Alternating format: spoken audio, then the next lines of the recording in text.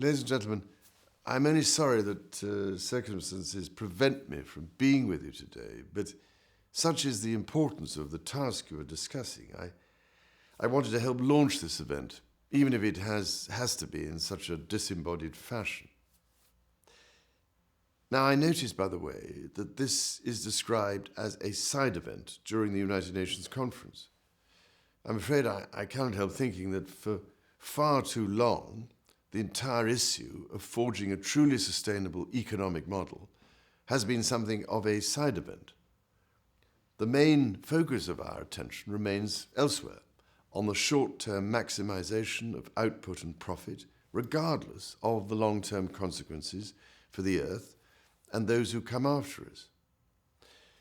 The trouble is, once we might have imagined those consequences lie a long way off, there is now plenty of evidence to suggest that they are not very far away at all, and what is more, that they will be dire if we do not change our course. To that end, for what it is worth, I have felt for many years that the globally accepted ways of measuring success, whether in terms of profit or GDP, are not providing the correct information and signals for governments, businesses, and other organizations to take the right decisions, given the immense and unprecedented challenges we face in the 21st century. It is clear to me that if we are to create the sustainable economy we so urgently need, one that provides a better life for all whilst also preserving the planet's natural capital from which we can draw an income, we need new ways to define and measure success for businesses, governments, and the global community. Now, I have been particularly concerned about the narrow focus of decision-making and reporting by the business community. It is precisely the reason I created my Accounting for Sustainability project back in 2004, which has helped bring you here today. It has been working with business and governments to help embed sustainability into a whole series of organizations' DNA. I must say, I was very interested recently to read an observation by the environmentalist and author Paul Hawken, who has done much to stress the relationship between business and the natural environment. He argues that what we are currently doing is stealing the future to sell it in the present, and then calling what we make GDP. He highlights very succinctly the limitations of using just one indicator of economic prosperity to measure the value of human endeavor. Without widening the scope of our measuring systems and without repositioning our fundamental goals, I trust you can see that we are in danger of remaining blind to the growing economic impact we are having on the Earth's natural systems and thereby on our communities. If, ladies and gentlemen, we are to improve our vision, we simply must have better information about the value of the Earth's ecosystems to the economy and society as a whole, as well as the social, environmental, and economic costs of what we do, and for that matter, what we don't do. Without this, we operate with only a tiny fraction of the information we need, and this leads to the impression that we must choose between promoting economic growth, protecting the environment, or developing human happiness and well-being. Such an impression would be shown as a false choice if environmental sustainability and social well-being were appropriately included in our measures of economic success.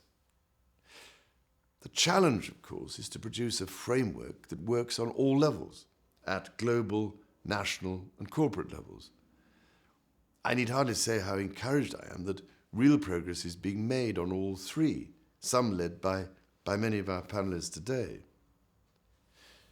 The purpose of this event, therefore, is to consider how we may create a new frame of reference which deepens our understanding of the picture as a whole, one that is fit for the purpose of taking important decisions in the 21st century. As I see it, there is a grave danger that despite good work being done at all three levels, progress to create a more sustainable form of development the world over could still be held back by a lack of coordination. Goals of sustainable development at the global level are unlikely to be achieved if they are not reflected in national performance measures and, in turn, on the ground at corporate level. In other words, despite all of the cogs in the machine turning in the same and preferred direction, if the gearing between the cogs is not sufficiently coordinated, then the running of the machine as a whole will not be smooth. It may not even move at all. So, what you need to consider today, if I may be so bold, is what will link the cogs together. How might we devise a means of linking all three levels, the global, the national, the corporate, so that they do not jar with each other and do not cancel out what good work they may be individually capable of achieving? I can only urge those of you working in this area to join the working group, which was initially formed at a meeting I hosted in London last month, to discuss how the processes at the global, national and corporate level can be aligned such that the whole is greater than the sum of the parts. Ladies and gentlemen, I cannot stress to you enough how important this is. We are sailing headlong into the sorts of storms that are the stuff of nightmares. All of our science is telling us that this is so. Our economies are already reflecting the symptoms. So this is not a time when we can shy away from the enormous challenges we face. The door is closing faster than we think on our opportunity to develop a new economic framework that puts nature's own ingenious economy and social well-being at the heart of our thinking. It is no exaggeration to say that our world really does depend upon what you may decide today.